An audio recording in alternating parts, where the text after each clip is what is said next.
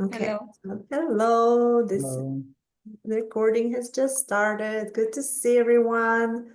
Welcome back after another 2 weeks of not seeing each other. Now we're going to be meeting every week from now on, and hopefully I'll see many of you face to face in Chania at the beginning of June. That's the plan. Hello, hello. Okay, Costas, how are you? Let me make you a co-host for this meeting. Excuse me, I just listened my name. I'm in 2 meetings at the same time. Okay. So try to go. I'm fine. I'm fine, Oh. and I'm very glad that I'm here. And the majority of the students, we will meet also in Crete very soon. Like the Sorry. Okay, I've made you a co-host. all right. Sorry, I was muted. I'm fine. Sorry. Okay, thank you, Costas. Excellent. We look forward to actually meeting all the students and of course each other again in Chania at the beginning of June. So looking forward to that. Okay, that is just a reminder of some kind of technical preparation for the BIP students. If you're traveling, make sure that you have signed your learning agreements, and for the Technion students, make sure that you submit your application by tonight so we can confirm the list of our delegation from the Israeli University Technion. Okay, let's see. We are going to begin shortly. More and more students are still joining us. Excellent. All right, so just making sure that everything is in order. This is being recorded. We have almost 50 students present. Okay. And more coming up and joining as we're speaking. Okay, more and more joining. Excellent. So I'm going to share my screen and show you our plan for today.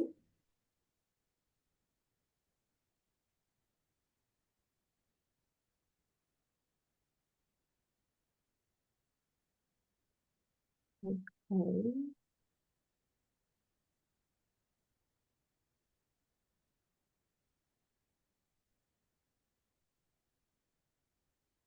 Okay, so let's see, the attendance is here. Okay, so I hope most of you are already connected, and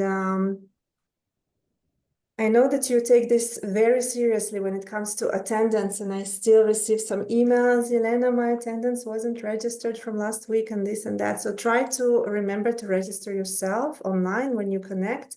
Don't worry, if for some reason you're not registered in previous sessions, we still have your name and your email tracked inside the Zoom recording. So we know that you have attended. So this is not the only way, but it's just more organized when everyone can log in, check in when we connect at the beginning of the session for this online part of the BIP or the online course only if some of you are just taking the Zoom part. So please go on Moodle and find attendance for this week and mark yourself that you're here. This is important. We will be looking at these reports as well.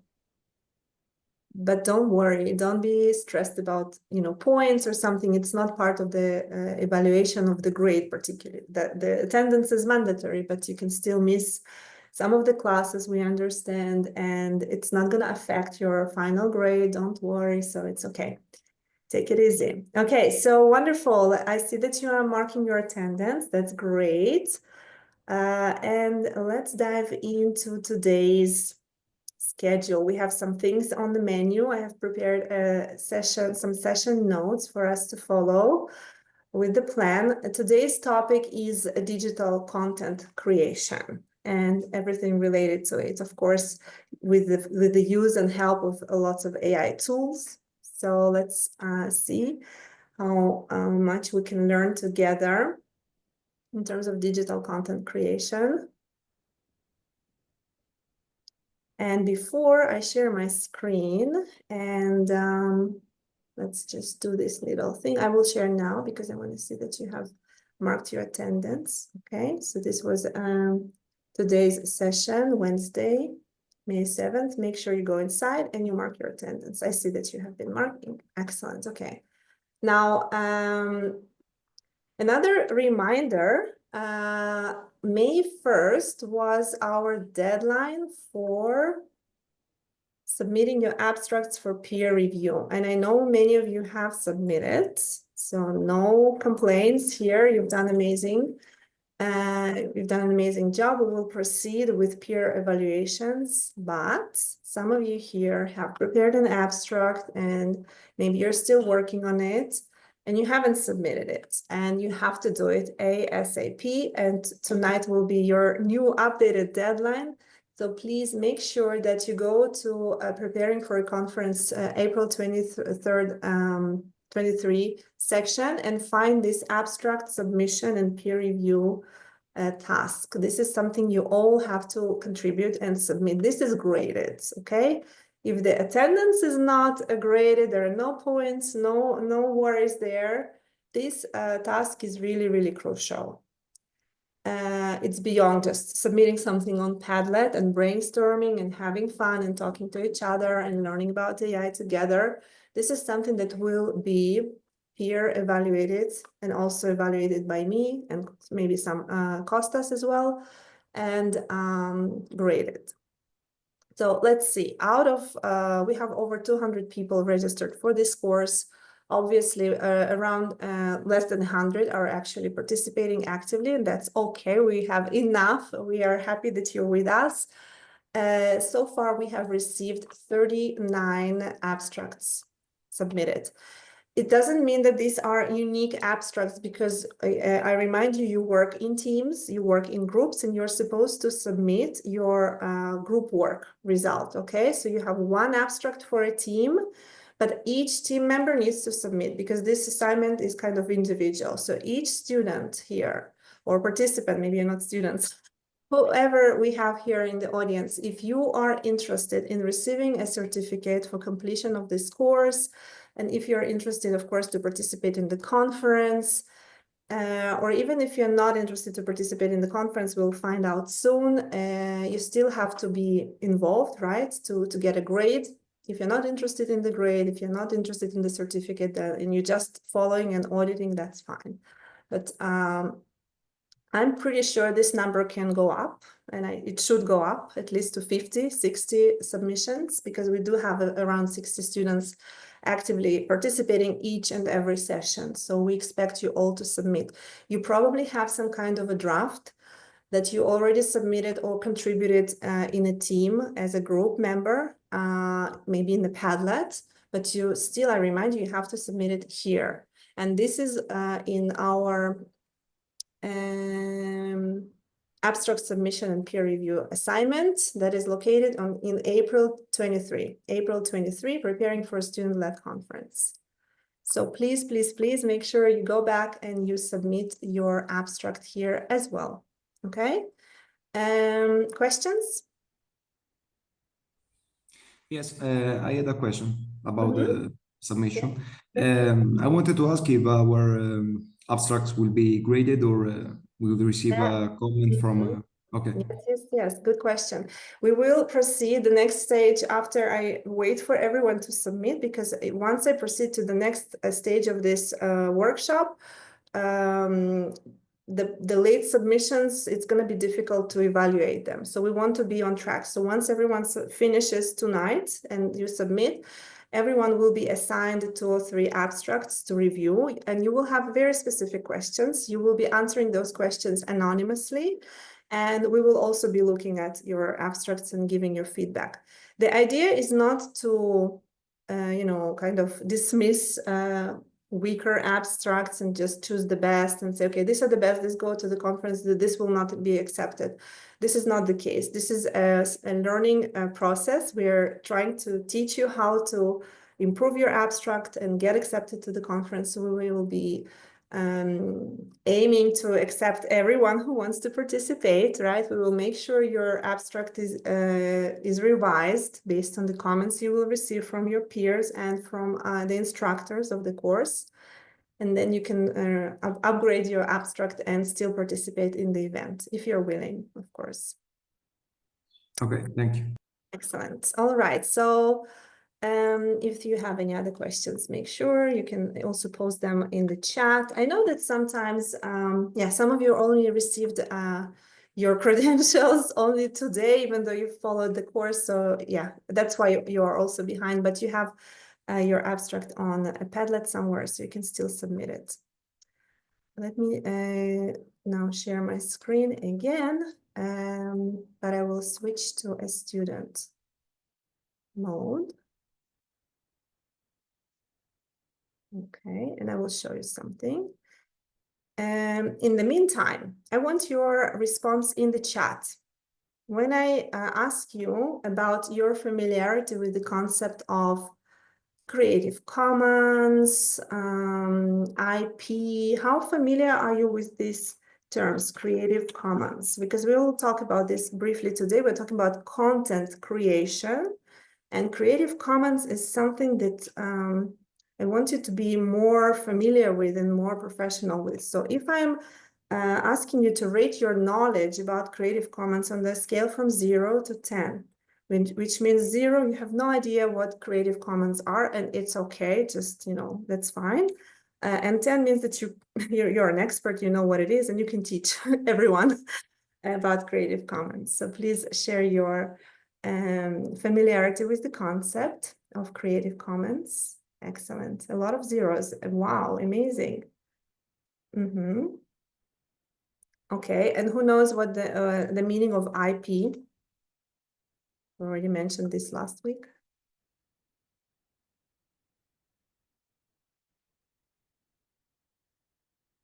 Or I think you are from the field. That's why you give us a 10, right? You're the only one. Roy is also 8. IP, you know IP? Okay. Or you're creating the second concept, IP and Creative Commons. Okay. So let me now switch to my notes and show my screen. All right, so this is going to be new to most of you, which is great. You will learn something new and important. And I'm just going to switch to a student view. By the way, if at some point I start rushing, because I love to deliver a lot of content and you kind of lose track, because some of you find my speaking a little fast, don't hesitate to send me a message on the chat. Elena, slow down, or just repeat or ask to repeat. It's okay to interrupt me, okay? Because just raise your hand, virtual hand, or somehow let me know that it's getting too fast or too confusing, right? I'll try to be slower. All right. So we are now on May 7th. And the topic of today's session is digital content creation with AI. And one of the first concepts in this topic is Creative Commons. So when I click on May 7th, today's date, and digital content creation, I have already created some session notes for you. It's a Google Doc, which you can access after the session or now or whenever you wish. You don't have to access it now. You will have access to it from Moodle.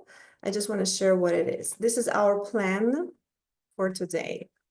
So as you have noticed, I started talking about IP, which stands for intellectual property, and content creation, Creative Commons. I want to spend some time today demonstrating some recommended workflows and best practices working with some of the AI tools that will help us in digital content creation, okay? And I will hopefully show you how to work with Notebook LM, Perplexity, and SciSpace. I already kind of I've shown you, right? I showed you last time a little bit of an insight of how to collaborate with different chatbots, how to approach them, but we can actually go back to that LinkedIn post, which actually talks about exactly how to approach those chatbots. I will share this presentation again. I really want to spend just a little bit more time on Gamma, because this is the recommended tool for you guys to create your PowerPoint slides. Beautiful slides, beautifully designed slides with the help of AI. And I will remind you where you can find the whole collection of different AI tools on our Moodle site, just for you to be oriented, to know where things are. The next thing, hopefully, I mean, we have no choice. We have a lot of work to cover. I remind you that you have two roles. You have a role of a conference presenter. And as a conference presenter, you were supposed to submit your abstract, right, in that assignment. So hopefully you have submitted already. But if you haven't, maybe there is a reason for that. Maybe you are still working on your abstract. Maybe you're not sure that the topic that you've chosen was good enough. So I will share some sources for inspiration for you to come up with a brilliant topic for our AI conference. Then again, I have already reminded you to submit. So let me just make sure that I track this like this. Okay, this is done. I have shown you that you all have to submit your abstract, and some of you already submitted your abstract. There is a short questionnaire on Moodle that I will show you, and I will allow you to start answering the questions, hopefully during this session time. Then for those of you who are done with the abstract and you're already bonded with your team, and we have two different teams, right? One team is for preparing the conference itself as an event, and another team is you as co-presenters, right? So they are different teams, right? These are not the same people. So let's make sure things are clear. At least if they're not, they should become clear today for sure, right? So you will belong to two different teams, one in terms of preparation for the conference, another one in terms of preparation for your presentation, right? Organization team and presentation project team. So once you already have the topic, have your abstract ready, this is the time to start working on your content, right? Actually putting some facts, some ideas, some examples, some pictures together. What do you want to include in your presentation? So you will start working on this document, on this draft of, and I recommend that it's a joint kind of space where all the team members can contribute. And again, this is something that needs to be supported by different chatbots, different AI tools, those that I've already shown, but I will remind you if you forgot. Then again, after having presented Gamma, right, I will ask you to use your draft of your content and put it into Gamma also. And then we will also talk about AI use disclosure. Okay, you will create a slide that describes the amount of AI that you use for this preparation. So we will start with some kind of foundational knowledge, right? Terminology and ethical part of everything. Then we'll jump into tools and then actual content creation in terms of text and slides. And then, of course, we also have this final and very interesting role of conference organizers. And as conference organizers, you will also be, some of you are more, some of you are less, but you're also involved in content creation, either as text, because content can be, you know what, let's brainstorm together in the chat. When I say content creation, what kind of content do you imagine? What can it be? What is content creation? So creating content, what am I talking about? What content? Can you write in the chat your suggestions? When I say content creation, images, correct? What else can be content? Can be created? Posts, videos, correct. Posts meaning text, right? Copywriting, exactly. Documents. Right. So you're right. It's not content can be many different things. It can be textual information. It can be images, right? It can be videos and so on and so forth, even including websites. It's also content, right? Or creating a registration form. It's also content. So everything is kind of, content is a very general word. And there are many different tools for different types of content, obviously. As a conference organizer, I guess you will experiment with the role of an abstract reviewer, right? You will give your feedback to your peers. Again, as I said, it's going to be anonymous, right? So you don't have to worry about disclosing your name. The answers you will receive from like other people in this course will be honest, right? I hope you will be nice to each other, but still find some kind of points for growth, right? How can this be improved? How do you perceive the abstract, and maybe some suggestions for improvement? So each one of you will be reviewing, we'll see 2 to 3 abstracts. I don't want to overload you, but we'll see 2 to 3 abstracts is fine. Let's vote in the chat. Do you prefer 2 or 3? This is your chance to influence the lecturer to give you more or less work. Let's see if it's anonymous, then I'll follow your input. But if anyone wants 3, then of course. Okay. Last time we met 2 weeks ago,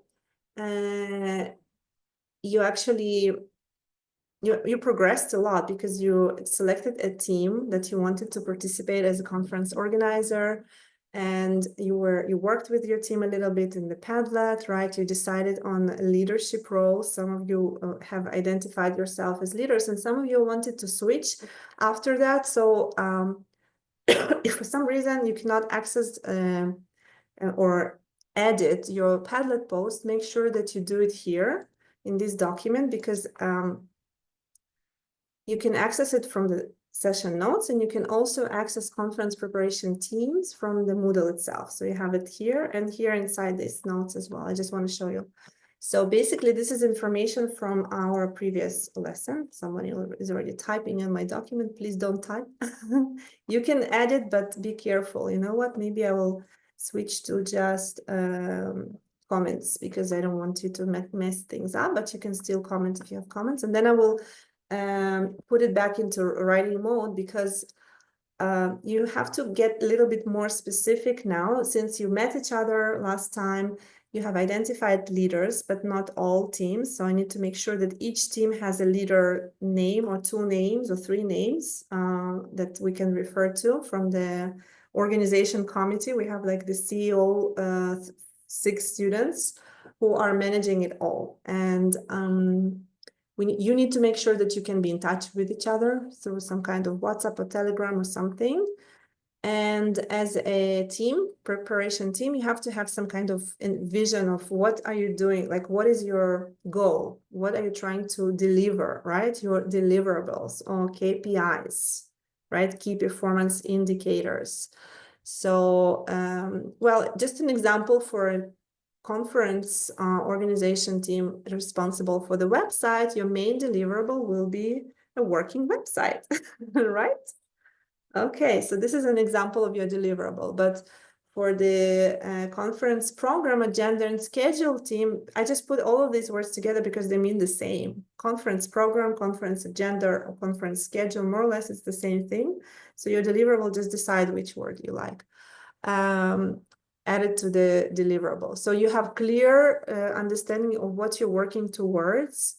And for example, with the posters team, we have 15 students, but I'm not sure you guys really envision the same thing that that the organizing committee wanted you to prepare. So the conference posters, visuals, flyers team, they work on the images, on flyers, on all kinds of visuals that will help us market this event. Okay, we're not talking here about the conference poster as an academic, scientific, poster which you present. No, so it's a different use of the word poster. Okay, here we're talking about pictures, images, visuals, right? Flyers, kind of marketing, some kind of images we can put on the social media website to advertise and invite people to register. So this is your task. You will go to Canva or another tool and create some nice marketing material.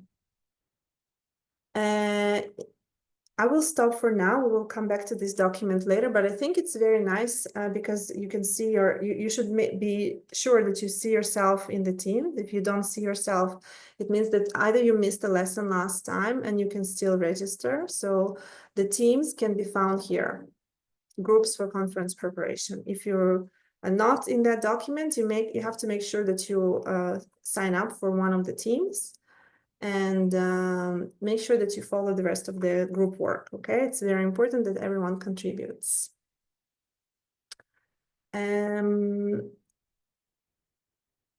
So in addition to deliverables, right, to what are you coming up with, the final product, there are different tasks. What needs to be done to get to the deliverable, right?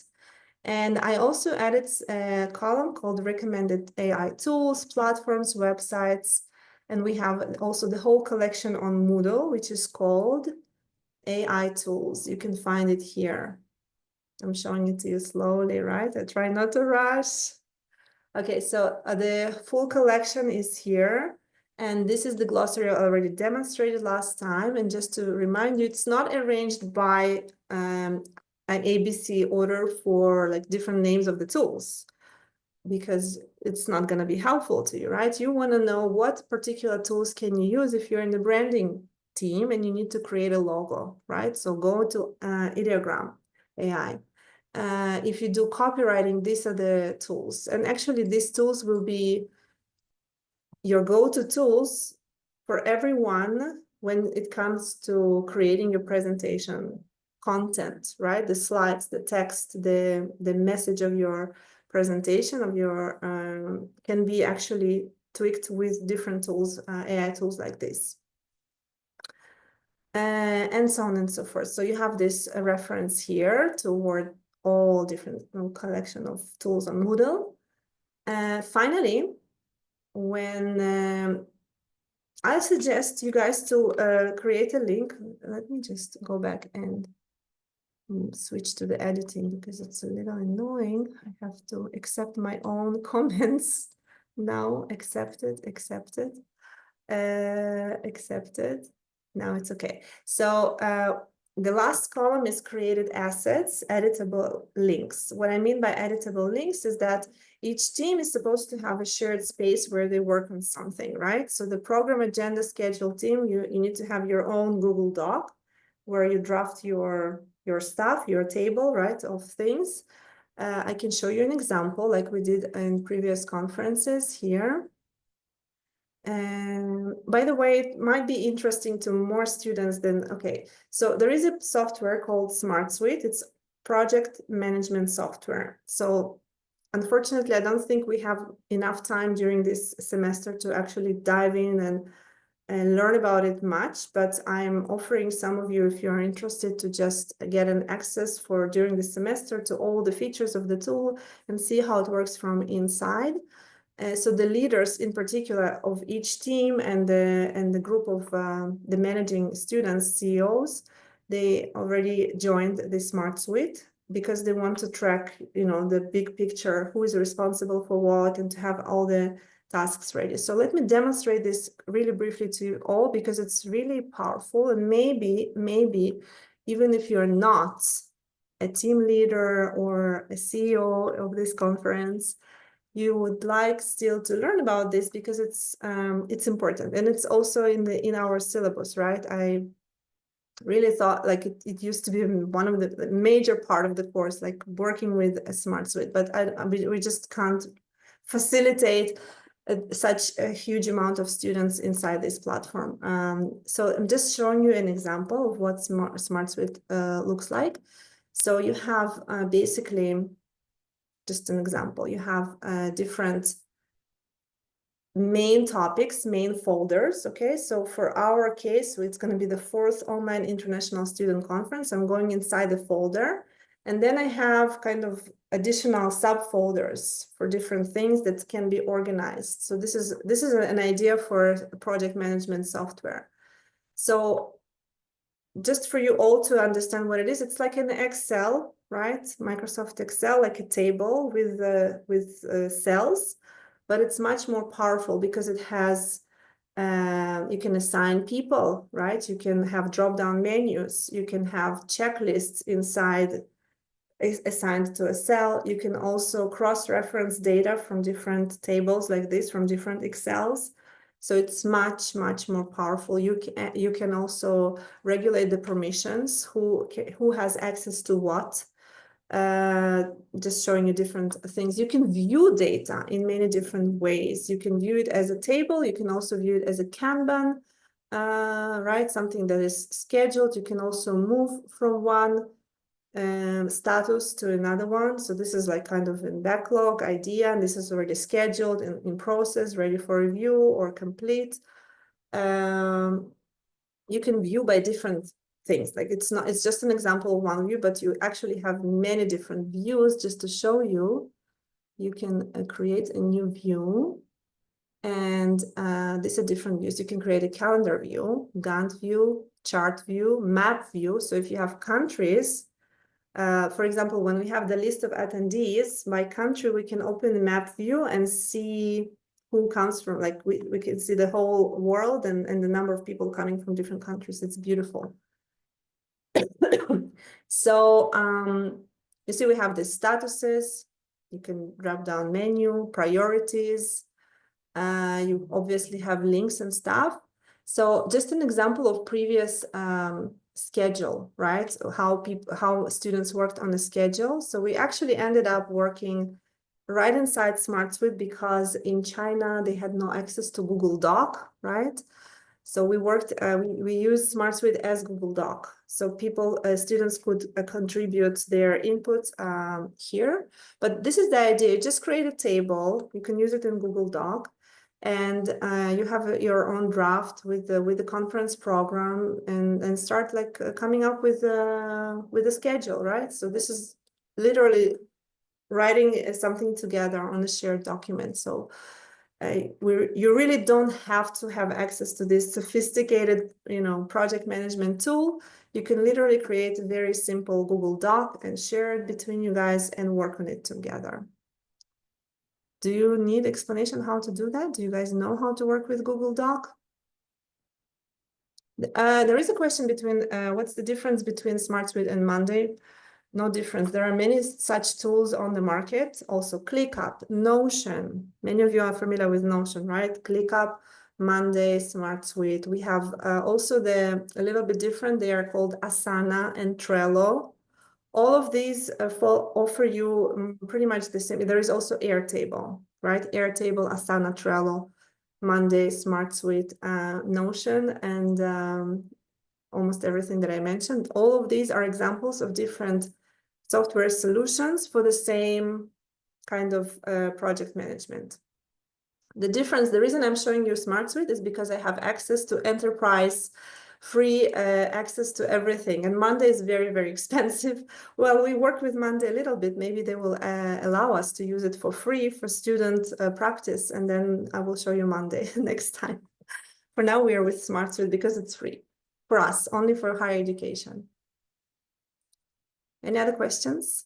Do you guys need me to show you how to create a Google Doc to share, like work collaboratively because it's important for your progress? Or you're fine? Because I know that most of you are okay. Okay, let me ask you, on a scale from 0 to 10, do you know how to work with shared Google documents or shared documents, not necessarily Google? Please respond.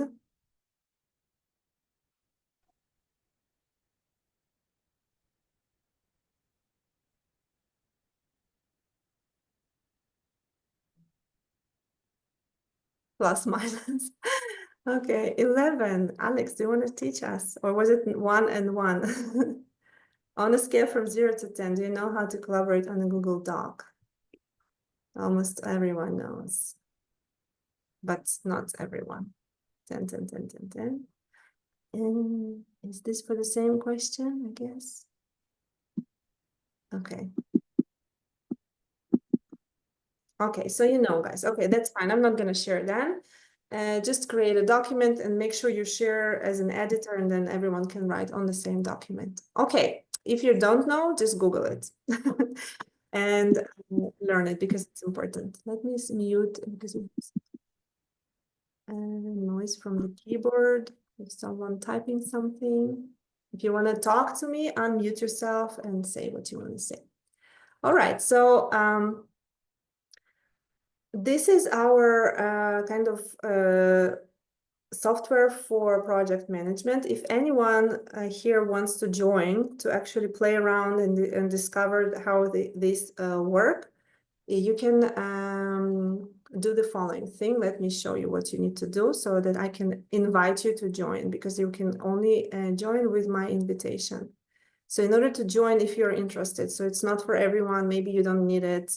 I literally fell in love with this and I'm using it all the time. This is my to-do list, my calendar, everything is organized through this. So if you want to check it out, what you can do here is this. You will go to, let me see. Okay, I'll just add another line here. Please invite me to join Smart Suite. Okay, and you will add a comment here. So I'm going to change this. By the way, this is how you share. This is a Google Doc. You go click on share, make sure that you click on everyone with the link and it's not restricted. And now I'm going to allow you to comment. So if anyone here wants me to add, wants to be invited to Smart Suite and learn a little bit how it works from inside, your email, write your email in the comments, okay? Here, Smart Suite, and I will invite you.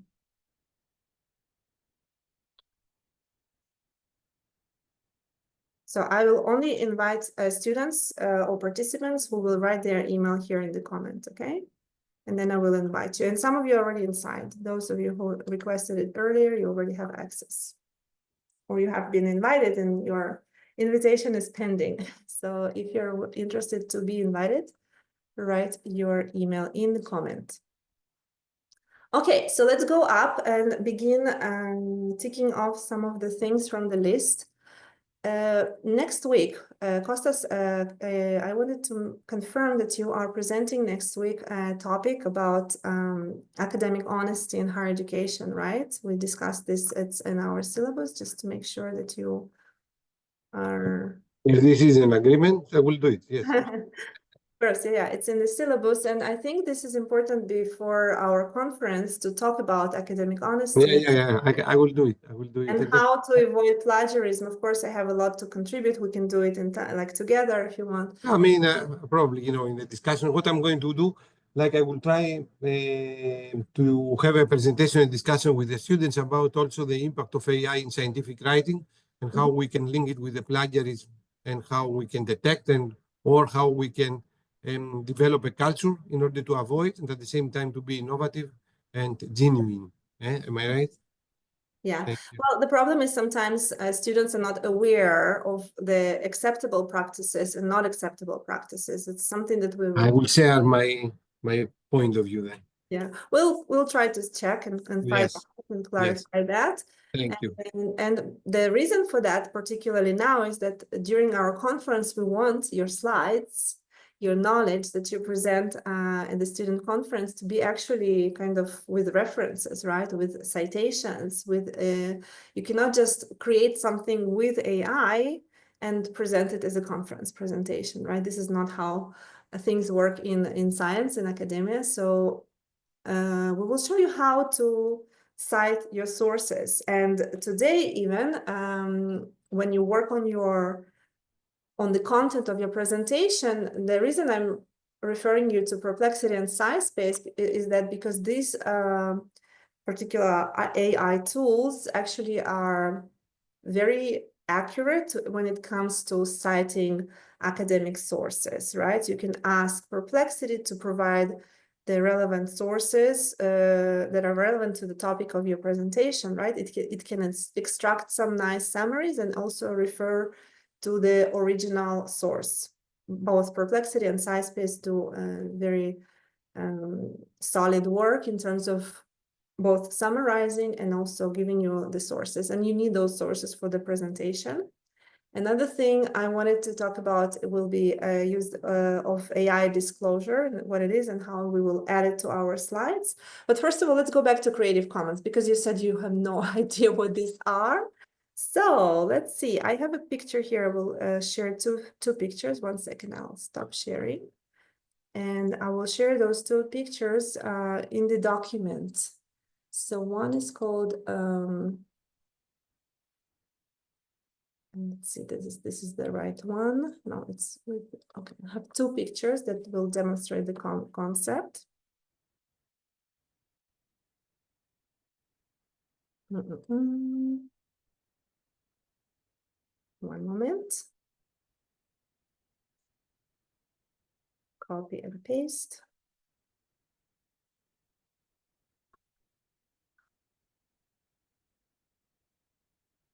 I'll also add this on Moodle later on, but for now, those of you who are on the page, right, shared notes, you can already see the license images. Maybe you've seen those images, maybe you haven't, and you don't know what they mean. So let's see. And as an additional thing, I want to show you how you can use AI to teach you something. Like if you have an image and you don't know what it means, you can ask AI to actually explain it to you and teach you about it. So let me show you one more image. And then we will do this little experiment. We'll go to an AI tool and ask for an explanation. Okay, so I've added two images, one next to another.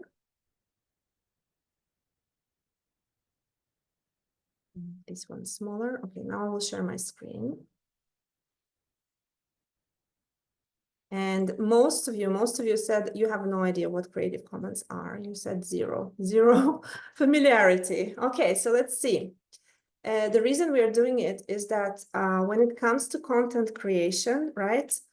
When it's original content, something that you create yourself, there is such a thing as IP, intellectual property, right? IP stands for intellectual property. And the question is whether you want the intellectual property to remain protected with copyright, or whether you are ready to share your knowledge, your creation, right, with the world for free. And there are many different ways you can share, right? So not everyone you create, you actually want to keep to yourself or monetize, right? Make, like, I don't know, money out of it. Sometimes you want to create content and share. And there are different ways you can share. So once you create something, this actually explains what are the different ways that you can share with the world, right? If it's not copyright protected, because one way of behavior is just not to share and make it copyright. And if someone takes your creation, you can sue them, right? If you have the copyright on your creation, on your text, on your image, on your photograph, and so it's kind of protected, it's yours. You're not supposed, other people are not supposed to take your creation and share it as their own, especially, right, without crediting you, unless you create something and you put it in public domain and you don't care not to be mentioned, you don't care that it's yours, but you give it to the world and the world can do whatever they want with it. They can, you know, redistribute, change, modify, add their name on it and say that it's theirs. You don't care. You honestly don't care. This is called public domain. When you create something and you give it to the world, it's called public domain, and it's public and your name is not associated with the creation. This is one way of doing things. But mostly in academic world, when you write something and submit it to a journal, it becomes copyright protected. So you cannot, for example, redistribute without asking a permission, right? Or like there are many different ways of licensing your work, your academic work, your creation. Today we'll talk about Creative Commons. Creative Commons is this CC license. I don't know if you've heard about it or seen it before. I'm pretty sure you have. So public domain has no license. It's open for free. CC stands for Creative Commons, but there are 6 different versions of Creative Commons. By the way, Creative Commons, let's do this. I'm going to copy the image and I'm going to go to one of the AI tools and ask it to explain it to us. Let's go to, for example, Claude. I already did it in Claude in the past and it worked, so let's try again. So, hi Claude. You can help us today by explaining the meaning of this image. So let's see. First of all, the way you share the images, it's usually copy and paste, basically. You don't have to. Let's see if I can do this copy and paste. In case it doesn't work, there is another way. Yeah, it worked. So I pasted this image, you see, it's added. And now one of the ways, and I actually find it sometimes fun, you can literally take a screenshot of anything, of a manual, of a website, of a discussion on LinkedIn that you didn't quite understand what was going on, or an infographic that someone shared and it has a lot of information. You can take a screenshot or cut from the screen with the scissors. If you're on the desktop computer or just from your screen on the phone, you can just take a screenshot and send it to your Claude or ChatGPT or Gemini or anything else, or DeepSeek, right? So what can you do with this? Can you teach me about this? That's it. Can you teach me about this? Okay. And then test my understanding by short questions and follow-up questions, I would say, by short follow-up questions, one by one maybe, because if you don't specify these things, it may give you just 5 or 10 questions in a row, one by one. And maybe I just don't want it to be short follow-up questions. I want them to be in multiple choice. Instead of typing myself, I just want to say A, B, C, D, or D. And by short follow-up questions, let's add multiple choice, MC. And I assume my Claude knows that MC stands for multiple choice questions, because we want to be short and effective, efficient, right? So I just gave it this image about different types of Creative Commons, and I'm asking Claude to teach me. Let's go. We are all Yelena, right? You guys are also me. Now let's see. Understanding Creative Commons. So Creative Commons licenses provide a standardized way for content creators to grant permission for others to use their work while specifying certain conditions. So basically what it means again is that you grant the world permission to use your creation, but you want to be a little bit more specific of how you want to allow your creation to be used, right? So there are 2 other extremes, right? Public domain, you don't care. They can put their name on it and you don't care.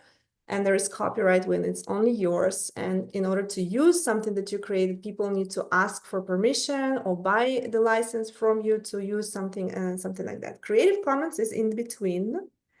And there is a degree of freedom that you can allow for other people to use what you create. I saw something on the chat. Do we have a question? Is Claude better than ChatGPT? I suggest that you try and decide for yourself, because they are different. ChatGPT can do more or less the same thing, but in this course, we are experimenting with different platforms, and Claude has a different voice, I would say, from the beginning. It has different approach to your questions. Somehow you will see the difference. So I don't only rely on ChatGPT. I use at least ChatGPT and Claude, or ChatGPT and Perplexity, or I don't know, DeepSeek. If you don't have a paid version of ChatGPT and it's not deep research enough, then go to DeepSeek, because it's like a free platform which gives you very deep, sophisticated results. It has this function of advanced thinking.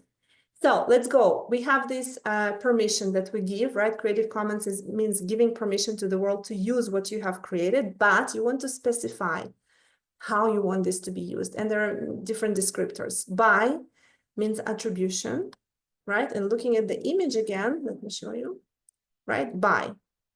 It means that you want to be mentioned as the author. You allow everyone to use your creation, but you are the author, and this is the minimum that you're asking for. Just leave, cite me. Tell the world that when you use this image, you mention my name, that I created it. Okay, so by means authorship, referring to the author.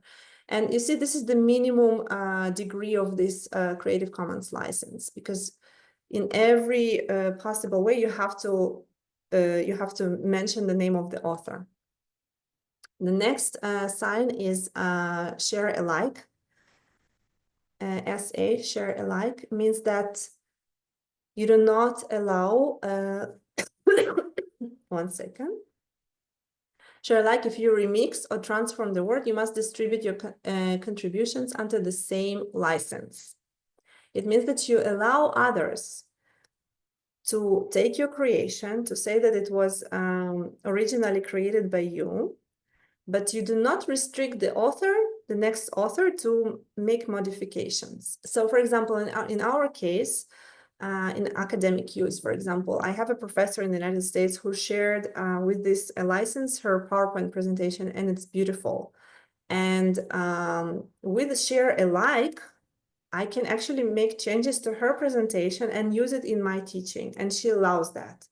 But there is also another layer of protection. You can actually say that you do not allow others to make any changes to your work, and then it's ND, no derivatives. You cannot create derivatives or adaptation of the work. So it's up to you whether you allow people to make changes. If you say share alike, that means that you allow others to make changes, but you are asking them to continue using the Creative Commons license. Like, you are not allowing them to make it their own copyright thing, for example. Okay, so this is the difference between just attribution or share alike. Share alike, you're asking the next creator, when they use your work as a foundation and start distributing it, to share their creation under the same license as you have shared, which means buy and share alike, right? At least. Let's see if you have a question. Okay. Non-commercial. You can ask the next user not to use their creation, which is based on your creation, for their commercial purposes. I don't know why. I mean, maybe there is something behind it. If you don't want others to use something for their commercial purposes that you have created, then you have to state it in your common creative licenses. Okay, and in the sign, it looks like this. You see the euro sign is crossed, and it's NC. It means non-commercial. It means that you do not allow the next person to use the license, to use their created work based on your work and make money out of it. Okay, any questions? How do you explicitly define the license in social media? You just attach this little sign to it. So if you post something on social media, if you create a PowerPoint and you share it in the social media as a link with your community, and you can have 10 followers or 100 followers or 10,000 or hundreds of thousands of people who can receive this presentation or image or infographic, I would the good practice would be add this image to your creation, and it will specify how you restrict. This is how it's done. I can show you. Just select it and stick it on your slide, or stick it on your document that you're sharing. Okay, like this. Data regulation this is being specific and clear about your own restrictions. If you have no restriction and you just share it like this, there can be interpretations. A good lawyer might say, okay, by default, it's copyright because it's his, but then you can also say, okay, you shared it in a public space, maybe it's public domain and you don't care, and other people can steal your content freely, like steal or use, and like you don't specify. If you want to be specific about how you envision your content to be reused, use these images, use this convention. All right, let's see what Claude is asking us. Under which Creative Commons license can you adapt the work, use it commercially, but must credit the creator and release your adaptation under the same license? Choose A, B, C, or D in the chat. Let's see if you got it. So we're talking about you allowing the next user to adapt the work, to make changes to what you have created. You allow it to use commercially. You don't care, allow the world to make money out of what you created. You're not getting any commission, okay? You're giving it for free. But you want this person to credit you and allow the follow-up use, release your adaptation under the same license. So what kind of license is this? There are options. There is A, B, C, D. Okay, you're saying BBB. Any other contributions? We have 68 people on Zoom. Are you lost?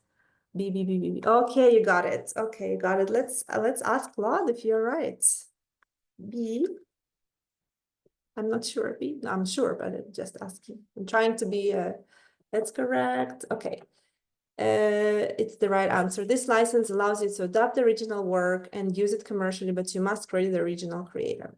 Question 2, if you want to use content but not modify it in any way, which of these licenses would allow this? You want to use content but not modify it in any way.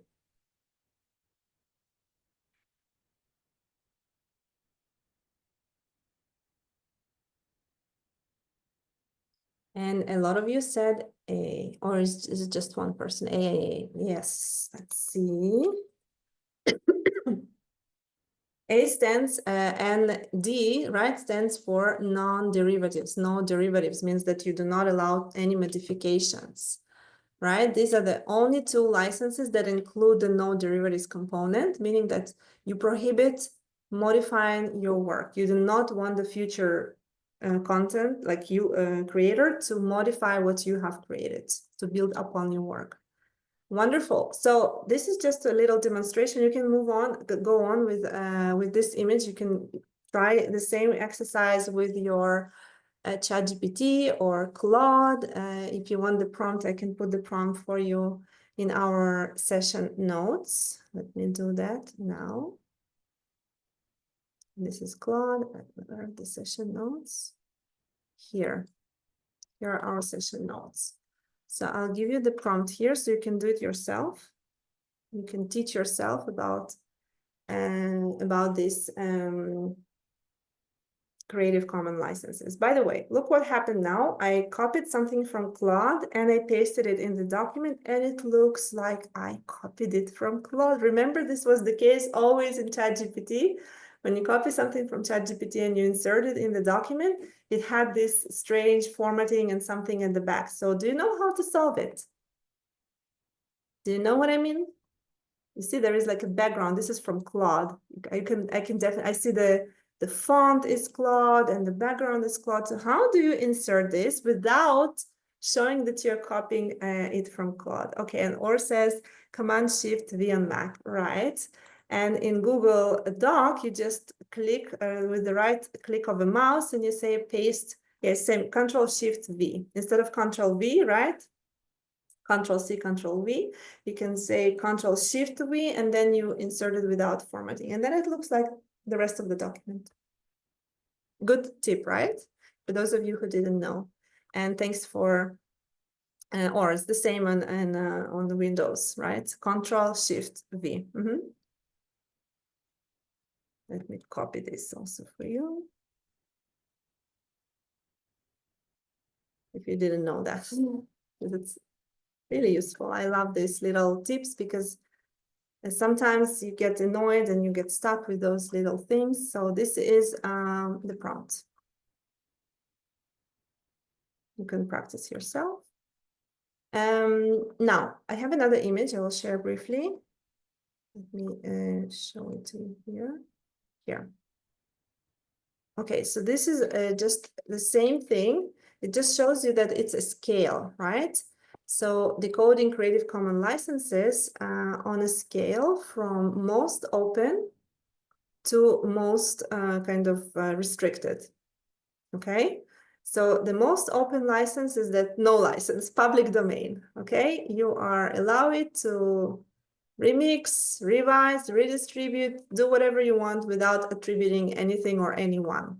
This is public domain. The first and the least restrictive is Creative Commons CC with by only. And I think this is like a default for any one of us to create something. And if you want to be mentioned as the author of the creation, this is the minimum. Just add your CC by. This is what you want for future use, just to be mentioned as the author, original author, right? Because the next author can make changes, modify, even significantly.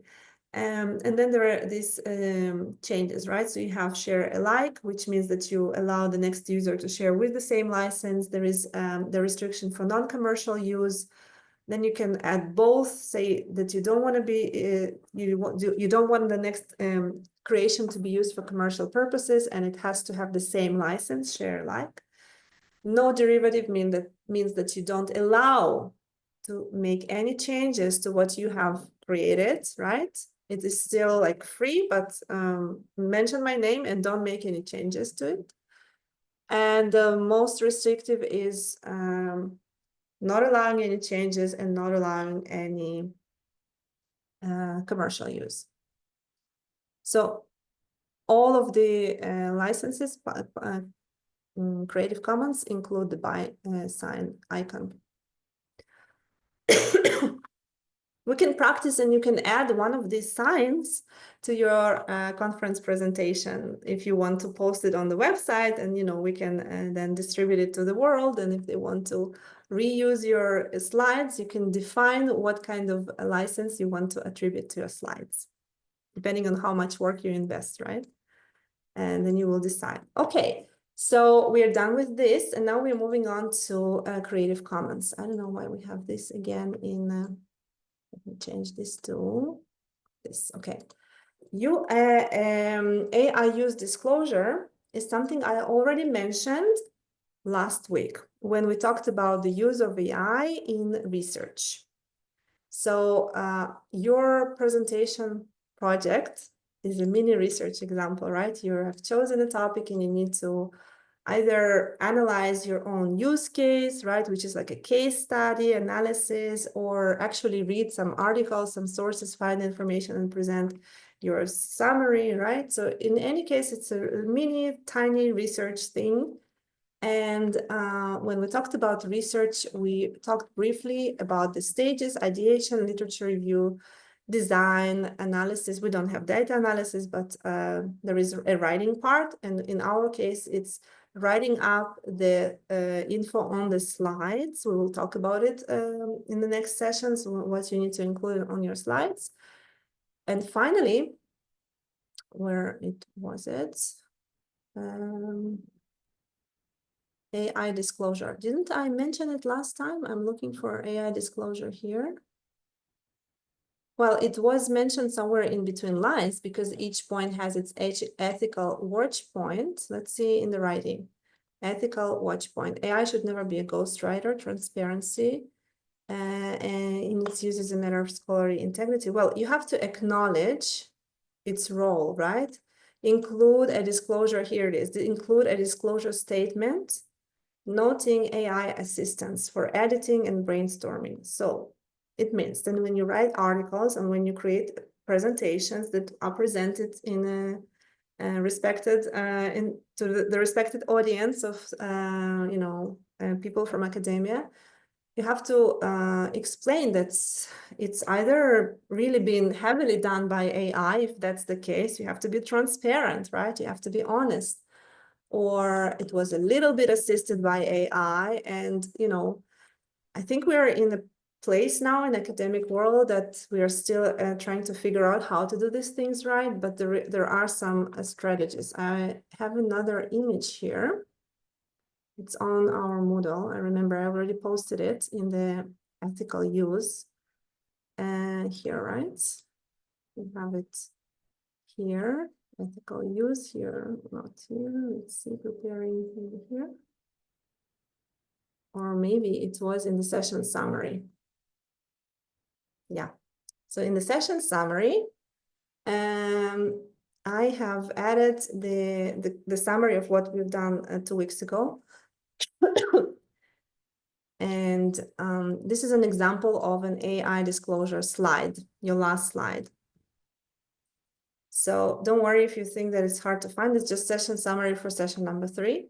But in our session number 4 notes, we also have a link to this same image and explanation of what a disclosure means. So let's go, I'll show you.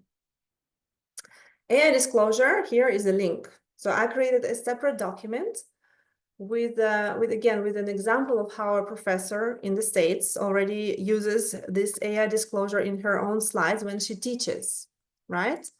And you guys as students, as presenting in a conference, you also absolutely must state how you use AI when you create your presentation, content, and slides. Okay, so your final presentation slide must include your AI usage disclosure. Let's do a little thing here. I want you guys to feel free to share this with the world. It's not, I'm gonna show you how I use this Creative Commons, because I created that document, but I don't mind if you share this with your colleagues because it's really nice. I think it's helpful. I'm gonna allow you to use this freely. Just mention my name that I created it. And if I don't add it, you can just add your name on it and share it with the world. But no, I'm going to add this little license thing here. Okay. It means that you can create. I'm going to just make it shorter. This is an example of me sharing something with the world, and you can feel free and share, continue sharing especially if you're a lecturer. But make sure well, first of all, it has my name on it. And then I don't mind you resharing it. Okay, so the way I see, and I already have been requesting all my students for the past 2 years to specify how they use AI in their assignments. Otherwise, I give them an assignment. They give my assignment to AI. AI does it for them. Sometimes they don't even look and they submit, and that's it. And it's not gonna, if the teacher doesn't have this kind of approach of how to make students not give the assignments to AI. So I said, okay, guys, you can use AI, that's fine, but you have to tell me exactly how much and how you use AI when you do this at that assignment. So in our project slides, right, your conference project, your final presentation slide must include your AI usage disclosure. And I think it's really powerful and really shows that we are aware and transparent, right, of this ethical question of who actually wrote the slides, who created it, AI or the students. And I assume that AI will be your collaborative partner. If you remember that LinkedIn post that I shared last time, you're not supposed to use AI as a ghostwriter. A ghostwriter means that you give it a topic. I need a presentation on this topic, and it gives you everything, and you just copy and paste without critical analysis, fine-tuning, deleting, pasting, using and asking the same question among 10 other AI tools and comparing the results and checking with the references and checking with the literature. So it cannot be just, one thing, quick copy and paste. You have to really critically assess the output of your AI tool by comparing it to others, by comparing it to the sources. So I just copied what we see in the picture so you can actually see what she wrote. She says the title is AI use, and then she says Claude AI and ChatGPT and Perplexity were all used at different points within writing the paper and producing the slides for this presentation. Their ideas are mine. Most of the words are mine. The structure is from Claude AI. This is an example of a lecturer, of a teacher or professor transparently sharing how she used AI in preparation for the lesson slides, right? So I think it's powerful. I think it's really, let me just change the editing to suggesting so you don't You can copy this document. I see that someone is trying to copy and paste. Just go to the file and say, make a copy. That's very easy. And you can have your own copy in your drive. You can also save it in your drive. You can move it to one of your like folders that you know where things are. So you can always have my shared document inside your drive. There are many different ways, or just make a copy like for the entire document. Now, I have asked, I don't know if it was ChatGPT or IUC, I haven't credited properly. I think it was ChatGPT. I've asked ChatGPT to create 24 variations of such disclosure that my students can use in their work, moving from gradually from very light AI use, human dominant, to heavily AI assisted, AI dominant across different styles, academic, conversational, disclaimer style, professional, creative, so different styles. Okay. If you guys have any suggestions, you see, I am asking you to add your suggestions. Use the plus add comment button you see here, and you can also say Ctrl-Alt-M and add another option of how you can phrase something like that. And you have some examples of what you can write on your final slides. For example, if you really work on, you know, the old style, like all by yourself, doing your literature, your own thing, without using any AI at all, only just for checking grammar, formatting suggestions, then it's like academic style, minimal AI assistance. And then you specify only basic grammar checking. And this is for like mostly for English. I don't know if you need to cite something like this for the conference, maybe you need to ask for another wording.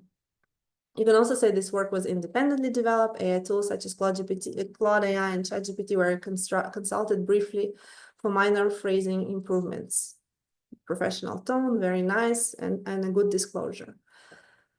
Conversational style, mostly wrote it myself, but I did use Claude to double check a few awkward sentences. Okay, there are different ways you can disclose AI, and I believe there are many different situations, but you still have to disclose AI all the time. I'm a big believer in this. A short disclaimer, AI support was limited to minor stylistic edits. Nice, short, to the point. I'll show you also some ideas for like crediting AI when it's really heavily like AI prepared. So I'll give you an example when my, you know, weak, very like elementary level students of English, they have created their slides with Gamma, and they will talk about those slides in very basic English, but they have not been able to write it all by themselves. And like they literally used my prompt, put it in AI, got their slides. And I asked them, you have to mention this in your presentation, that this is not you who created these slides. And then they have to write, this presentation was largely produced with AI assistance, with the human author's role focused on content validation and minimal revisions. This is when most of the work is done by AI and you're just doing minor validation and minimal revisions.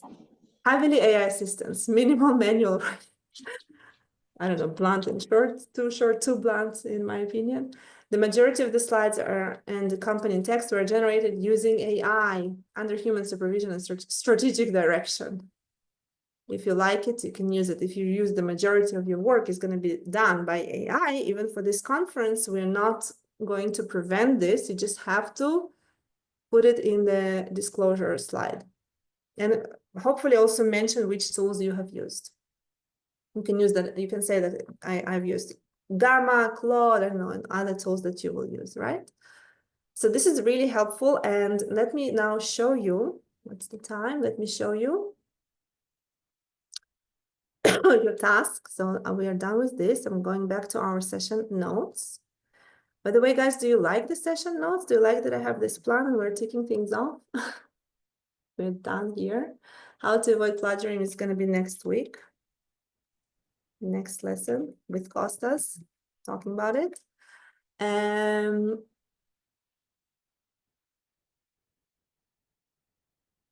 Let's move on to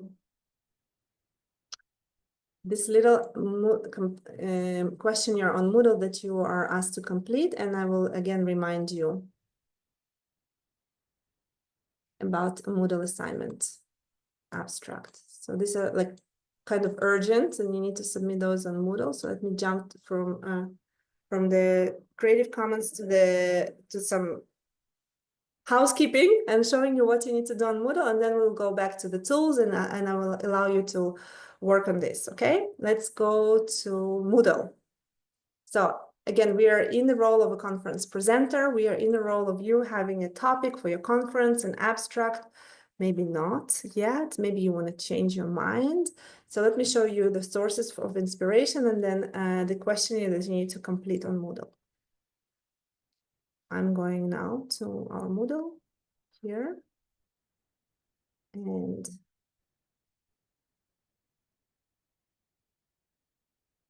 And today's session is May 7th.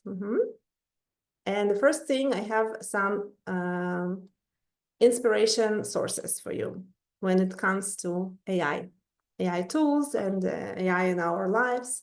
So I have been following, I have the Economist in my Instagram. So I constantly keep like receiving interesting articles about everything happening in the world. But what I recently discovered is that when you go to their website, I never went to their website. I always follow them on Instagram. So when you go to their website, they have like, you can select a category of your interest and actually dive into this category and see things about it. So I went into Economist and there is an artificial intelligence category, and all those recent articles that I saw in my Instagram feed recently, and they were so interesting, are actually there and you can read them. Now, if you don't have a signed account, you can either sign up for 1 month for free and then you can read everything for 1 month and then cancel it. You don't pay anything, of course. And you can also select something like a specific question and download 1 article for free without logging in. Or maybe no, you need to sign up, log in, and then you can download 1 article and read the full version for free. But I really like this is for those of you who have a topic for a presentation and you're not sure whether it's the right one. Maybe you want to change your mind, or maybe you don't even have a topic. Maybe you missed the previous lesson or missed another lesson and you're now with us and you need a topic for the presentation. So here's a source of inspiration. One article is about when can AI book my summer holiday? And by the way, this is also example of attractive titles, something that draws a reader's attention or your audience in the conference as well. How to keep AI models on straight and narrow. Interpretability techniques are powerful, but must be used with care. I really, really like this one because look at the image. It's obviously AI generated and you can ask for an AI generated image that reflects your topic. Look, the AI is like lying to us, right? So AI models can learn to conceal information from their users. So they're not always transparent and honest, right? Now AI can lie to us. AI models could help negotiators secure peace deals. Oh my God, right? Some are being developed to help end the war in Ukraine. So we have AI models that they work on negotiation skills. Another thing that caught my attention on Instagram was that AI could actually help the climate, right? We have this kind of conversation of AI being not environmentally friendly, right? Using tons of energy and water and this and that, and there is a big debate about it, but there is also evidence and kind of opinion articles about how AI could help the climate, or how AI models can help dirty industries go greener, for example, or how the tricky task of calculating AI's energy use. So if anyone here is in the topic of environment and the the contribution of AI to the environment and the climate and everything, you can actually check out these sources because they are interesting. It's especially if you wanted to present how damaging AI is, like how much water and energy it uses and blah, blah, blah. You can also now present also the other side of the dialogue and show that, okay, maybe these are the true numbers and data, but AI can also help the climate, and this is how. and take this source, right? Or AI can help dirty industries go greener, and this is how. I think it's really, really interesting and fascinating. You can go next, and you have hundreds and hundreds of articles. Will AI help or harm the climate? You see, it's like it listens to us and gives us more information on this topic. Cleaner power, and lots of interesting things to read and listen. There are also podcasts. So if you are not familiar with this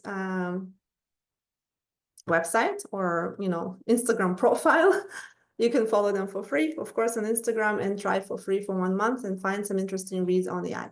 The second source for your inspiration to find an interesting topic or enrich the topic that you already selected for your presentation would be this Cornell University podcasts. So I have been following their podcasts for years. I think I joined several years ago on, I don't know on which topic, maybe soft skills, but now they have also the first, filtering option is AI and tech.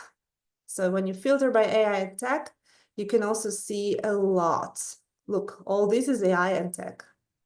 And these podcasts are very high quality. They come from the university context, professors, industry leaders, interesting conversations, interesting facts. So last year, the one that I followed in full from all different episodes was AI Today. So there are 3 different episodes. It was exactly a year ago, like in the first one was in May, and then in July and August. And then, of course, I listened to others too, and they really explain AI. Like if you follow those conversations, and you guys are interested in this topic, obviously, following this course. So I recommend just clicking on the link, and you don't have to sign up. Maybe, I don't know if they require sign up, but it's free for sure. It's open public access, and you can follow those podcasts according to the topics that you're interested. Some about marketing, some about human resources, some about medicine, and some about the actual technical part and how AI is built and what's behind and the future in the past. Like, it's very rich. I really, really recommend it. So both are great. So enjoy these sources for enrichment, for finding some information for your presentations. And this was, I'm going to tick off my completion of me sharing sources of inspiration with you guys. And now I'm going to move on to complete a questionnaire on Moodle. So our next thing on Moodle is here. Answer the questions about your conference presentation. Let me show you. You have 5 questions inside. I'll put it in the chat for you to access quickly. You can multitask. And when you attempt, thank you, Rafael. Okay, when you attempt the quiz, you see 5 questions. Question number 1, please describe your team. This is, first of all, this is anonymous. When you submit questions on Moodle, only the lecturers can see your responses. It means me and Kostas, we will be able to see what you answer, and others will not. So you can feel free to share any concerns or things that are happening inside your team. So I want to know about your team a little bit, your presentation team, your teamwork. Are you working? Who are you working with? First of all, whether maybe you need to remember the names of the people that you work with on your presentation. So mention their names. And what's the vibe between you? Are you okay? Are you guys in communication? Maybe you're trying to reach someone and they do not respond. Like, this is the place where you share this with us, okay? How is it been going, your work with your other team members, group members? And who are those people, and whether you work well together. The next question is, who is responsible for what in your group work? This is also going to be interesting for us to discover whether it's just one person doing all the work, or you're kind of really doing things in collaboration. So try to elaborate, explain how you do things, right? Whether you work on the project and coming up with ideas together, putting things together, or it's just one person. I don't know. It's important for us to see. Maybe we will have a response that I did everything and my team members were just added to my group. I don't know. Maybe one person responsible for an abstract and another will be responsible for the slides, and maybe you will distribute the slides in between you. I don't know, but tell us how you distribute work between you guys. The next question, number 3, it's about your willingness and readiness to present in Chania. How excited are you to present? Will all members be able to present? And please explain. So it's interesting for us to hear, first of all, some people maybe don't need to present, they're just auditing the course, but they're still contributing to your group work and collaborating with you.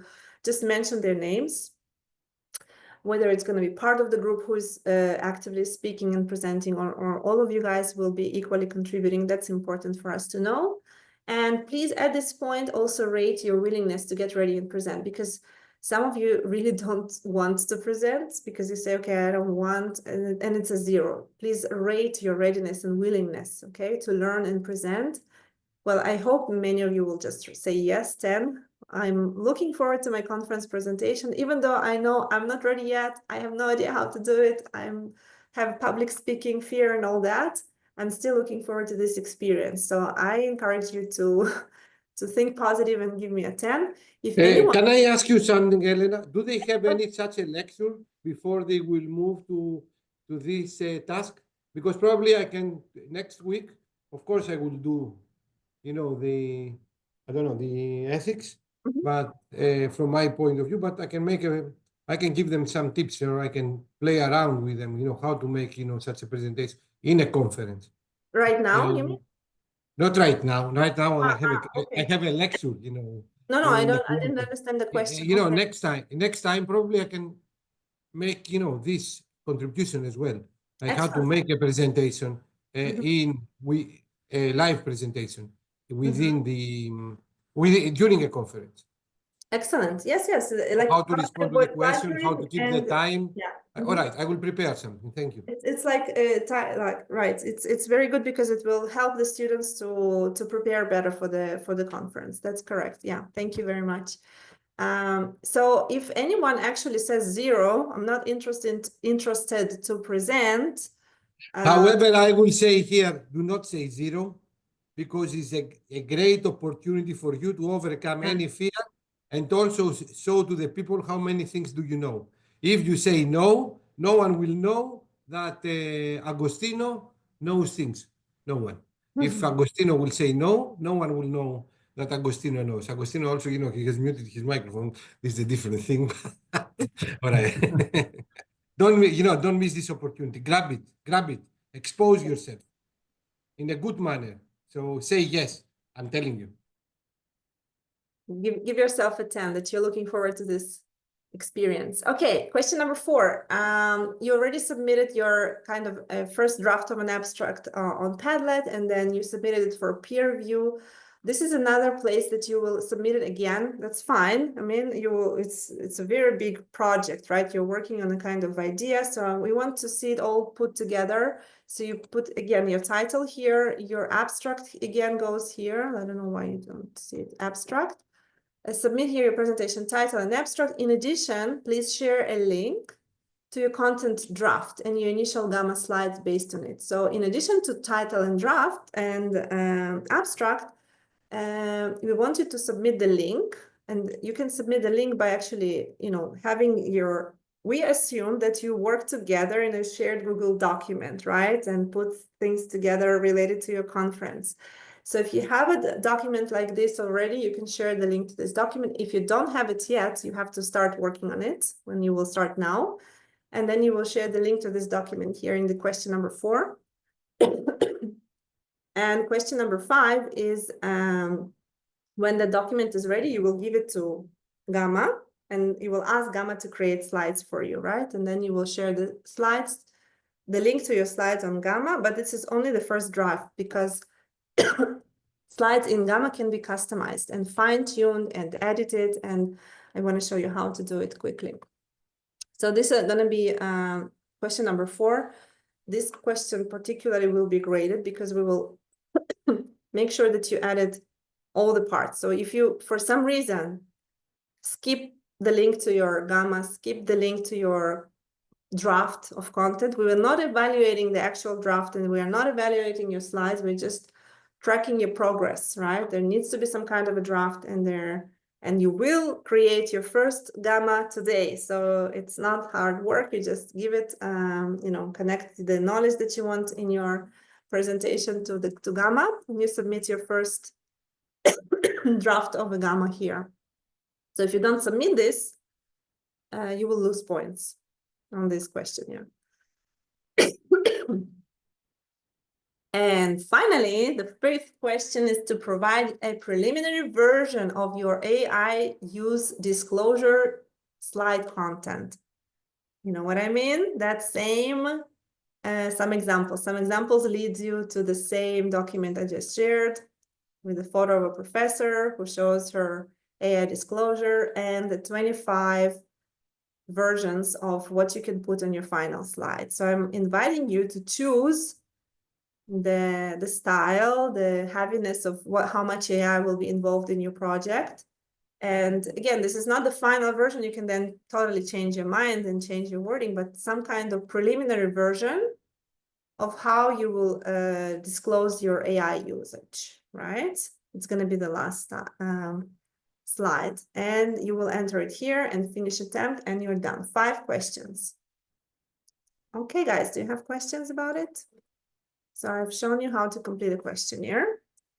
And now I'm inviting you in breakout rooms in the remaining time to start working on your presentation content with different chatbots, to start working on your presentation slides with whatever tool that you choose. But again, I recommend Gamma. So let me show you how to work with Gamma quickly.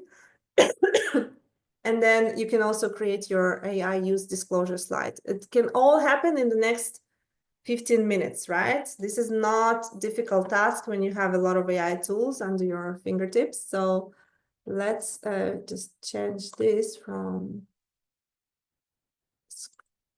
this to this. Okay, how to work with Gamma. Let's imagine that this is my presentation outline, and I wanted this lesson to be organized in slides. How would I do that? I would go to Gamma. Where do I find Gamma? I go to our website. I go to our course.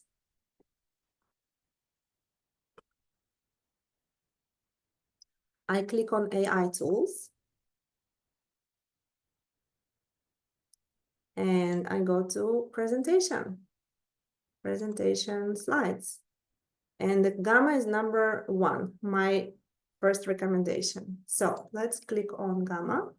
I already demonstrated something similar last time. I literally took a picture of a LinkedIn post, and I asked Gamma to create a presentation based on that picture or extracted text. So I'm clicking on Create New. I'm going to paste in text because I'm asking Gamma to create slides based on the information that I have, which has this Creative Commons and I don't know, tools and I don't know, all kinds of things that we've done. Looks a little strange, but let's see that Gamma knows what it does. Okay, let's continue. Presentation. By the way, you can also ask for a website about it. And I heard that it creates beautiful websites. And another trick that I remind you that is important is to preserve. You guys want to preserve your original content. I don't know. I hope these sticks will not be distracting to Gamma, but we'll see. Okay, let's continue. I'm gonna allow 10 cards are for free. I have a free version of Gamma. I don't pay for extended version, so let me go and. If someone needs a help, I have the extended one. Oh, you do? Costas is he pays for. You're driving us to more and more expensive. No. I'm promoting use. Okay, yes. Let's generate. I like this colors. You can you don't have to spend much time on selecting your favorite color scheme, because after you finish generating, you can always go back and change the entire template to another color scheme in just one clickable button. So don't waste any time, just generate, and then you can change it quickly. Well, let's hope it actually does what it's expected to do. And there, again, the idea here is to use some kind of resources or your own thoughts and ideas, and then give it to Gamma, and Gamma will put the slides together for you. I love it.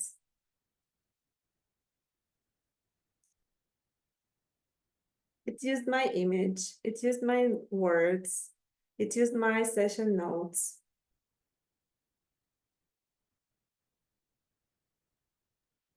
However, I would like to give a tip. Always check, what does it say? Mm-hmm. Sometimes it repeats itself. So you need to be able, Gamma is, in my opinion, is like if you don't know anything of something or you would like to start something, it's a nice input. But you need to enrich it and read and check, because in some of the cases it repeats, and in some of the cases, it's not so correct. It's you doubt, of the coherence, and also, the how accurate it is. So it's a very nice tool in order to start to be inspired, and then by reading. I want to highlight that I clicked on preserve the content. So I actually gave it the content that I wrote, my own notes, my own words. Mm-hmm.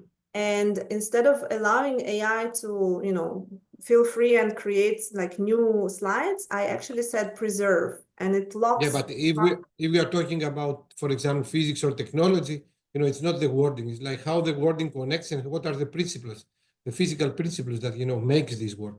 Mm-hmm. So you need to check. But yes, I mean, I did not check this. This is another nice tip. A nice tip, Yes. like when you have some Yes, kind correct, of a presentation or notes that you want to use in your slides, and you just want to organize information, then click preserve. And then no like extra additional thing will be added. And if yes, of course, check. Kostas is absolutely right. We'll see now it has added things that were not on my notes.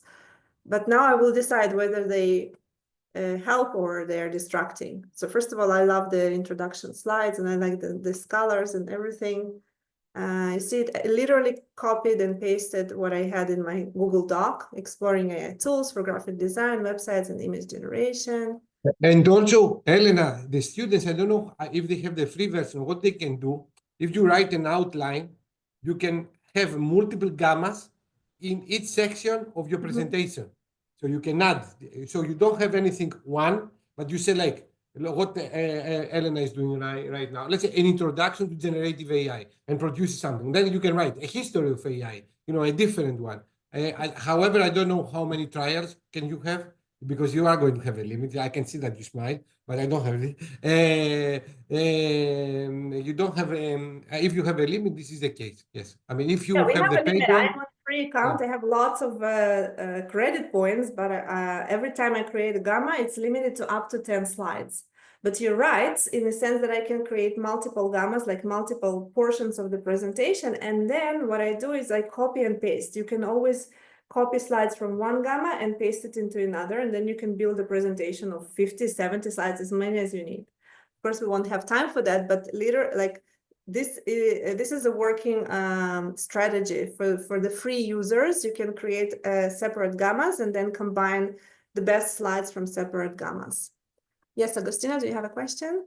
So you confirm it is possible to export those slides and use them on the Google slide with a free version of Gamma? Yes, it's possible. Okay. Yeah, it's a free version. Let me show you how it's done really quickly. You just click on share and you have the export button. Oh, okay. When you export, you have a lot of options. You can export it as a PDF, which I do. Sometimes it's good to have a PDF backup. PDF allows you actually to see slides almost in the same kind of color scheme and nothing is changed. When you export it as a PowerPoint presentation, some of the formatting will need adjustment. It will not look as beautiful as in original Gamma. You can also export it to Google Slides as an image completely. You can also share it as an accessible link. So you can copy link. This is what I'm asking you basically to do in the questionnaire. So once you have some content that you are thinking of, you put it to Gamma, you give it a task to create some slides for you, and then you have a link to share with the world. You can either put it in the conference and talk about your slides or submit it on Moodle.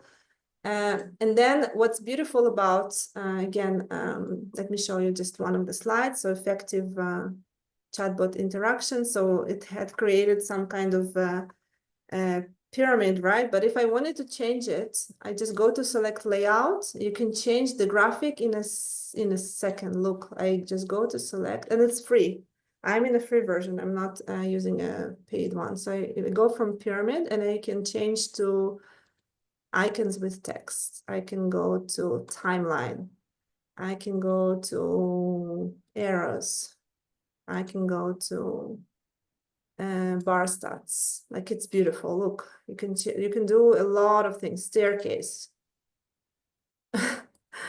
And you can play around. I think it's really powerful because sometimes like the content of your slide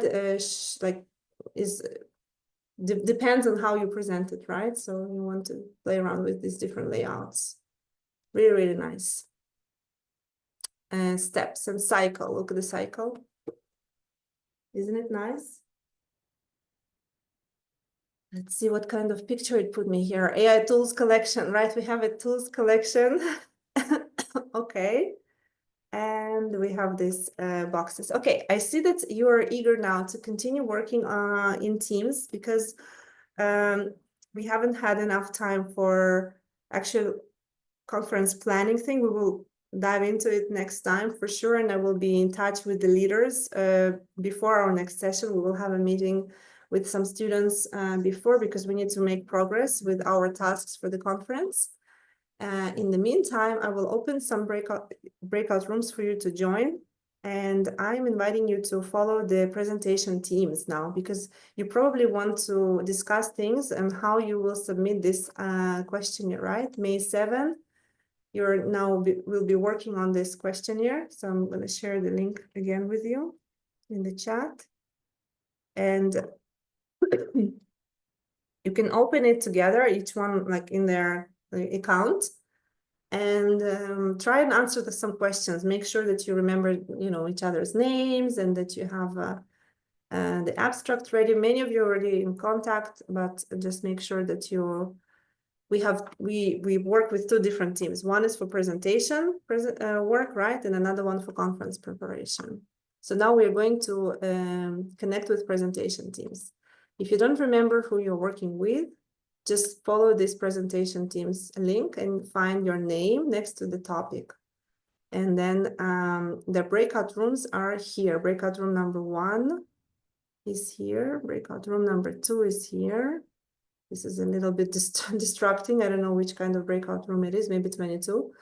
So I'll open now, 22 breakout rooms. Some of these are, okay, and then we have conference teams. So let me open the rooms, and if you need assistance, we'll try to help you.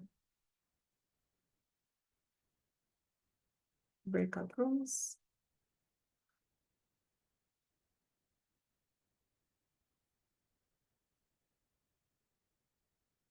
I'm allowing you to choose your room, so you need to know which room to go, and if you don't know, check on Moodle. Go to the presentation teams, right? Presentation, project preparation, and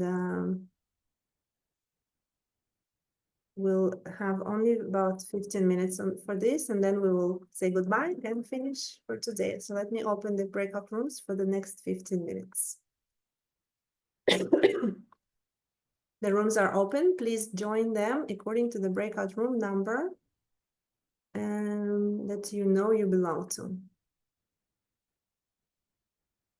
Okay, wonderful. I see that you find your way to the right breakout room.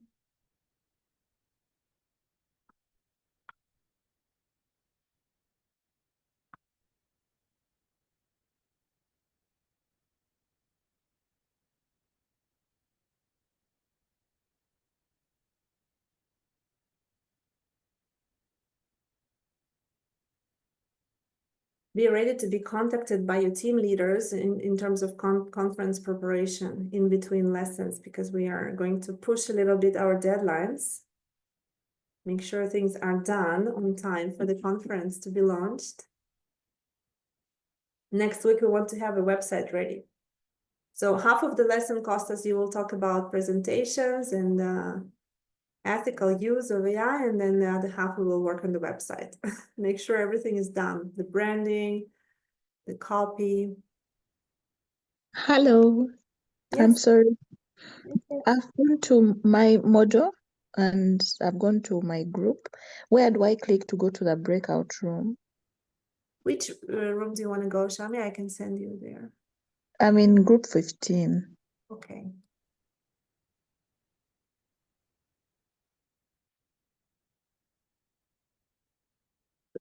You can join them now. Anyone else that needs help? I'm sorry. Are we talking about groups For the like presentation. abstract groups or for the presentation conference, like CEOs, copywriting? No. For the abstracts, for the actual slides which you present in the conference. Not the. Oh, okay, I see. Thank you. I have a question too. Would it be possible to talk to you after the meeting? Yes, Olivia. I will. I also put all the answers to your questions on the document for the conference preparation. I called it frequently asked questions, and everyone can see the details there I shared. And then we are planning to meet. So in the CEO's Excel, Google Sheets, where you share the information. I've shared some dates for you to choose when we can have an additional Zoom meeting to discuss things for preparation. Of course, still, I will have a few One of questions. the dates, okay? Thank you. Still, would it be possible to talk to you afterwards? Okay. Yeah, sure.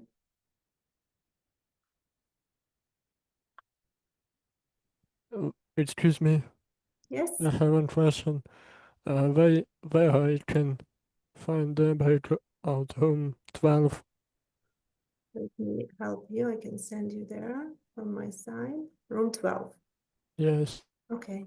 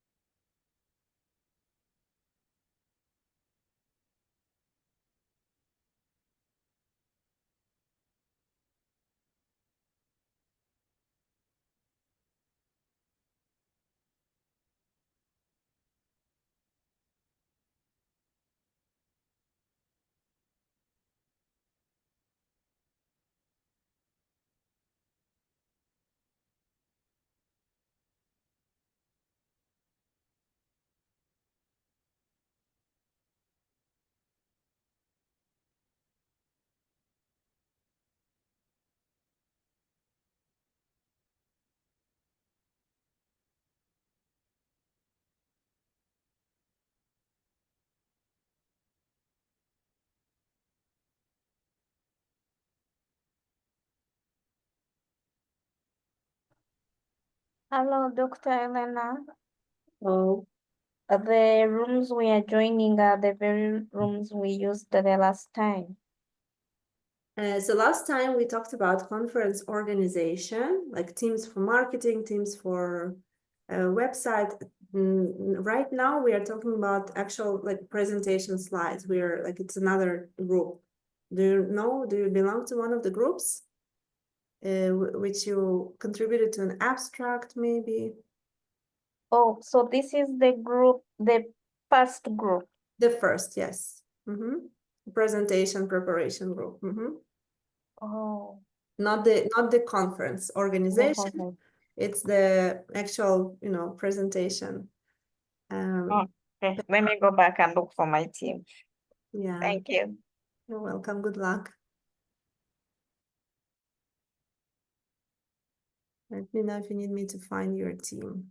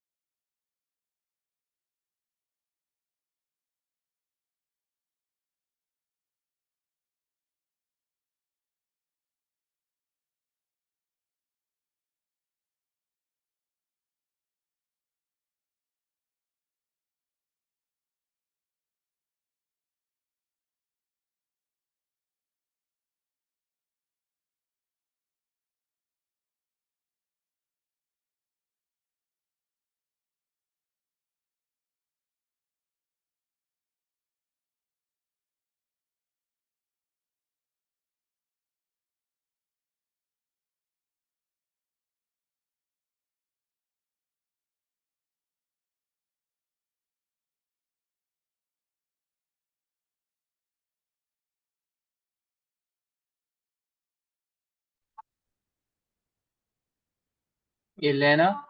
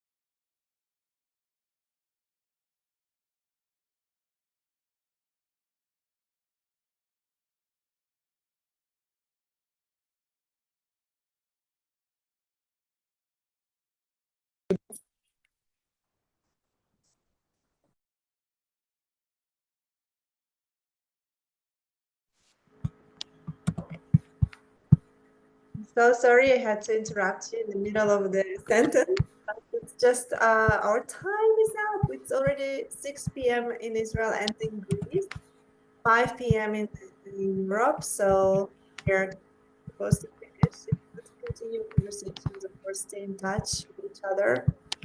And again, let me clarify because this came up from some students. First of all, I'm staying for questions here. If anyone wants to talk to me, don't go. I'm here.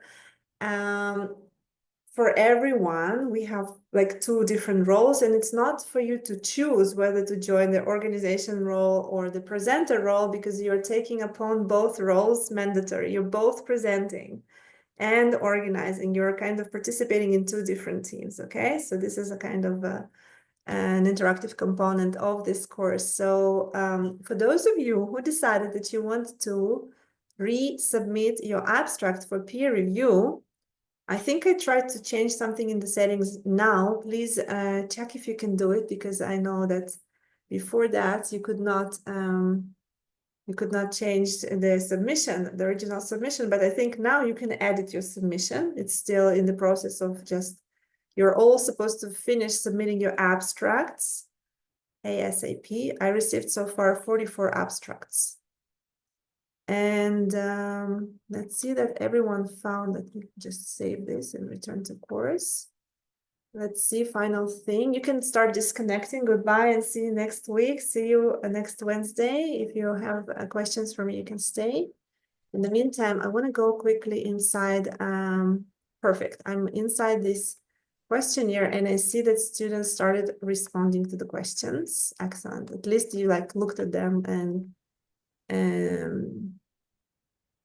some of you even submitted your answers already. Okay, I'm gonna read those with the links and everything. Do you have everything ready? Oh my God, let's check. Okay, you know what I mean? Like I see 5 submitted answers. Like while I'm presenting, you're already finishing everything up.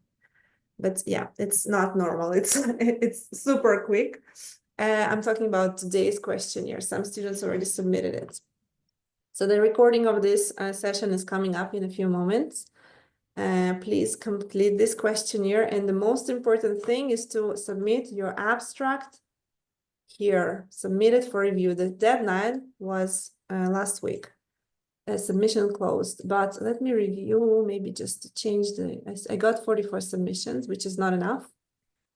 And let me change the deadline for today. Submission deadline will be today, which means that you have to submit today a new abstract or like revise your old one. Where is the deadline? Submission, no, assessment. Okay, so I'll be playing around with this to make sure that I can change the date for submission. And I'll be happy to answer your questions now. If you have any questions, I'm going to stop the recording. I see 33 students are with me now. Okay. Or maybe shall I leave the recording on for important questions for everyone? Let's go. Agostina, yeah. Sorry, Elena, thank you. And my question is for the presentations.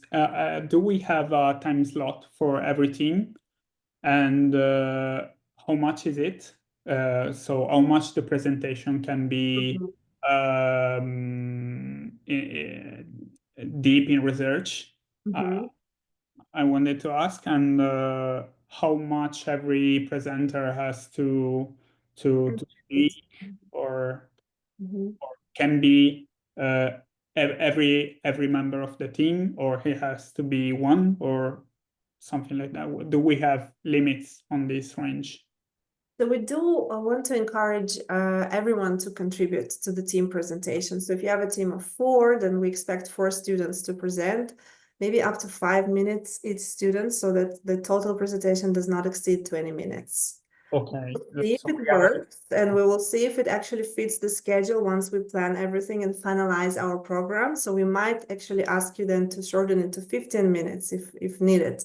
We can always, you know, open for questions and extend the timing. But since we want to squeeze in almost everyone who is here, we'll limit it to up to 5 minutes per student, and we want all the students to contribute. So try to arrange it this way. Yeah, okay. Thank you very much. You're welcome. Matheus, yes. Yes, I have some questions about this form that we have to submit to be part of our meeting in Hania, because we had some problems. First of all, I'm from University of Gdansk in Poland. We still did not receive our learning agreements, so we don't have that. So we cannot submit it yet. So we cannot submit yet this form, because as you said, it should be submitted to the end of this day. It is not possible for us by that. And moreover, we are thinking about this transcript of records and certificate in English. I don't know what documents is this presented by. I believe I don't have those documents with me. So can you provide some info, some support about that? So when I mentioned an application form to participate in a face-to-face week in Hania, so today's deadline refers only for my students in the Technion in Israel. Oh, all right, okay. In Israel. I am not involved in administrative issues of learning agreements from Hania itself, so you need to contact Kostas, okay? Kostas will help you. You can find his email address in our syllabus. So just go to our Moodle, click on syllabus, and Kostas' email is there. Email him. Yeah, I mean, I believe when it comes to these learning agreements, it's just the case of the Erasmus office in our university. So Yeah, I believe it should be it should be good, but yeah, I'm not related to that administrative part, so I'm sorry, I can't really help yes. you. Yeah. I know. I just thought that all of students have to submit it until the end of the day, and I was like, oh, I don't know. I don't have info. I don't have some documents. Don't worry. We're just selecting our delegation from Israel, and there are more applications than grants, so we need to hurry them up so that we finish the selection process by this week. All right. And do you maybe know when it comes to this, because as you said, you don't know about this app and how is it going, like with this application form? For Erasmus, no, I'm not familiar with that. No. Okay. We created our own internal form because we don't get the funding from Erasmus. We actually have to fund ourselves here. Okay, all right. So I guess I have to ask someone else. Kostas Okay, will thank you. definitely put you in touch with the right person at the university to help you with that. Yeah, right. That's gonna be okay. Thank you. Thank you. Take care. Good luck. Thank you. Bye-bye. Have a good day. Bye-bye. Hello. Hello. Good evening. Thank you for the class. So I have two questions. One is, did you say we are submitting the abstract today? Is the deadline? The abstract for peer review. Yes, please submit it as soon as possible. I will put the deadline as like today's date. In the settings, I have allowed late submissions. So if you submit it tomorrow or after tomorrow, it's not the end of the world, but try to submit it before the next class so that we move on to the next peer review stage, our next lesson. So does that mean also the questions are supposed to be answered today? The questions, no, you can answer them by next lesson. Everything that you receive from one session, you can submit up until the next session. It's just the abstract submission was presented 2 weeks ago and I gave you 1 week. So the deadline was last Wednesday, but I'm reminding you to submit it as soon as possible. All right, thank you. Then the other question is about the ethics, the ethics in AI, the video. I tried to do it yesterday. Yeah. I passed the first bit, then the last half, I got only a few. So I felt bad. I wanted to redo it again, but it kept refusing to go back. So is there any other way to redo it and change your grade? Yeah, I'll check the settings if I can maybe open the number of attempts or something like that. I'm not sure. I will check and get back to you next week, okay? Because I was not happy because the first time it is long, you remember everything. By the time you finish, it's weird. Yeah. Okay, I'll see if I can change the number of attempts or something like this to allow you to improve your grade. Of course, no problem. Yeah, because it is only one attempt, only one. No, you should have more than one attempt. I don't know why that happened. Let me check. It is only one, and I was heartbroken. Thank Okay. you. No problem. You will be able Yeah, to. but the first one I got all of them. The other one I got only 3 out of 7. Okay. I'll look into that. No worries. All right. Thank you. Bye. Thank Write it you. down. You're welcome. Thank you. Yes, please.